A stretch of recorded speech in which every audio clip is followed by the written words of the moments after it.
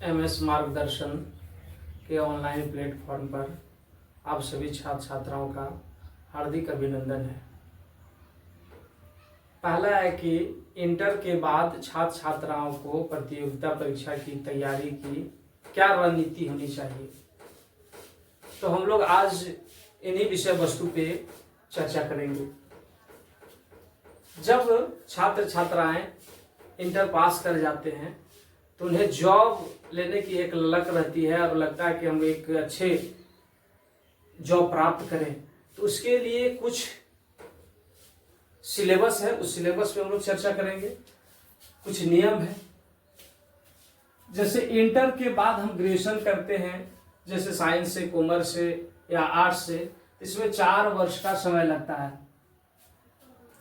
4 वर्ष के बाद हमारी उम्र जो है इंटर में 16 हो जाता है, तो ग्रेजुएशन होते होते 4 वर्ष यानी हम 20 वर्ष के हो गए, हमारी उम्र 20 वर्ष हो जाती है। और 20 वर्ष के बाद जब हम तैयारियां शुरू करते हैं तो 3 वर्ष जब तैयारी करते करते लग जाता है तो हमारी उम्र 25 वर्ष हो जाती है और लास्ट में जॉब नहीं होता तो हम 30 वर्ष के हो जाते हैं और सोचने लगते हैं कि हमारी जॉब कैसी होगी, हम क्या करें, हमारी रणनीति क्या होगी। तब तक उम्र भी चला जा रहा है, अब हम जॉब ले पाएंगे कि नहीं ले पाएंगे, सारी बातें मन में विचार होने लगती है, आने लगता है। तो हम लोग ये बात मन में नहीं आए और हम लोग भविष्य में ऐसा नहीं हो, इसके लिए हम लोग रणनीति तैयार करें कि हमारी उम्र जब मान लेते हैं कि हमने बीए पार्ट 1 में ही जब है, बीए पार्ट 1 में जब रहे और उसी समय हमें एक सही रणनीति तैयार करनी चाहिए, मन में विचार करना चाहिए। इतनी वैकेंसी है, आप देखते हैं कि इसका क्या रूल है, नियम है, कैसे हम लोग को क्या फॉलो करना चाहिए। तो सबसे पहले लक्ष्य तय करें कि आखिर हमको जाना किस विभाग में है। अगर हमको शिक्षा विभाग में जाना है तो हम शिक्षा पे तैयार करेंगे, हमको रेलवे में जाना है तो हम रेलवे विभाग पे तैयारी करेंगे, हमको बैंकिंग सेक्टर में जाना है तो हम बैंकिंग में जाएंगे, हमको सिविल सर्विस में जाना है तो सिविल सर्विस का तैयारी करेंगे। तैयारी करने से पहले हमको क्या करना चाहिए, उस परीक्षा का सिलेबस और पैटर्न को समझना चाहिए। जिस विभाग में आप जाना चाहेंगे उस विभाग का पहला होना चाहिए कि सिलेबस और पैटर्न समझना चाहिए। जब आप बिना सिलेबस जाने तैयारी शुरू कर देते हैं तो आपकी नींव जो है, आपकी मजबूती नहीं मिलेगी और आपकी नींव जो है कि गड़बड़ हो जाएगा, आपका पिलर ही गड़बड़ हो जाएगा, तो आप मकान कैसे बना पाएंगे। इसलिए सबसे पहले आपको जो है कि हमको पिलर को ही मजबूत करना है। तो पिलर सबसे पहले हमारा क्या है, तो सिलेबस है और इसकी तैयारी, कि हम सिलेबस को समझे उसके बाद इसकी तैयारी करना हम शुरू करेंगे। अब देखते हैं कि मजबूत नींव क्या है आपकी, मजबूत रणनीति क्या है, हम लोग कैसे चलें। तो अगर हम सबसे पहले है तो अगर हम देख लेते हैं कि हमने वैकेंसी को चुन लिया, उसके बाद सिलेबस को जान लिया, अब हमको पढ़ना क्या है। पढ़ना है गणित है, रीजनिंग है, हिंदी अंग्रेजी है, सामान्य जीके है, उसके बाद कंप्यूटर है, करंट अफेयर्स है। पहले इसकी मूलभूत अवधारणा को मजबूत करेंगे, यानी इसकी बेसिक चीज को हम लोग को मजबूत करना है। फिर हमारा रणनीति क्या होगा, तब फिर हम कठिन प्रश्नों की ओर जाएंगे। फिर अगला रणनीति मेरा है कि समय सारणी बनाएं। जब भी हम किसी चीज का पढ़ाई करना की शुरुआत करेंगे या जाएंगे तो हमारी समय अवधि होनी चाहिए, हमारा समय निर्धारण होना चाहिए।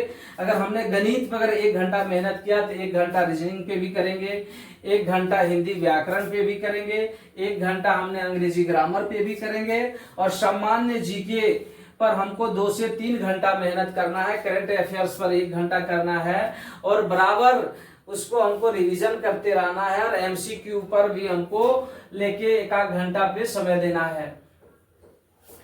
नियमित अभ्यास करना है, नियमित रूप से हमको पर डे 100 क्वेश्चन एमसीक्यू को हल करना है।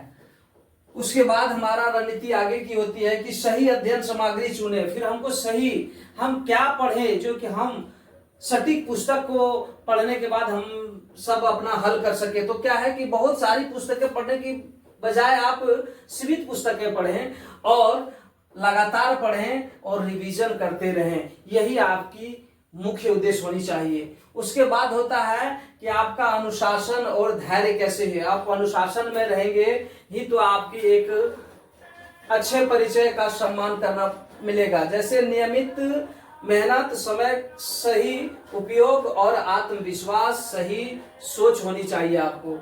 सफलता का सूत्र क्या होना चाहिए? तो लक्ष्य, सही रणनीति, नियमित अभ्यास, मॉक टेस्ट, रिवीजन और सफलता आपकी होनी चाहिए।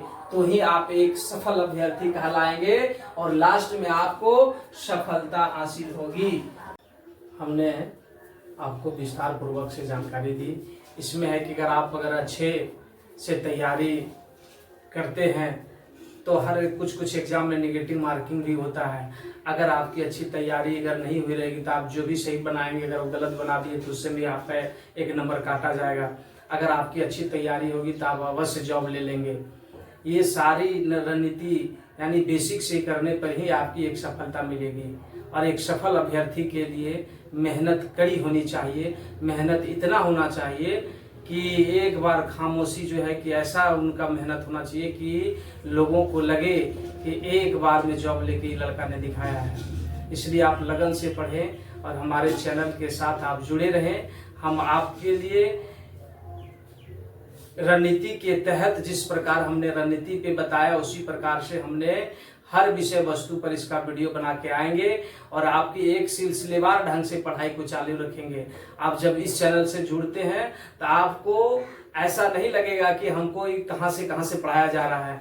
हमने जिस भी वस्तु को पढ़ाएंगे वो शुरुआत से पढ़ाएंगे और डीपली तक जाएंगे और आपको उससे हर प्रतियोगिता एग्जाम में आपको उससे प्रश्न मिलना ही मिलना है और आप जरूर अवश्य सफल होंगे। इसी आशा विश्वास के साथ आप सभी को पुनः MS मार्गदर्शन के ऑनलाइन प्लेटफॉर्म पर हार्दिक स्वागत है, अभिनंदन है। वीडियो अच्छा लगा तो आप लोग चैनल को लाइक, सब्सक्राइब एवं वीडियो को ज़्यादा से ज़्यादा सभी प्रतियोगिता छात्राओं के पास शेयर करें। Thank you.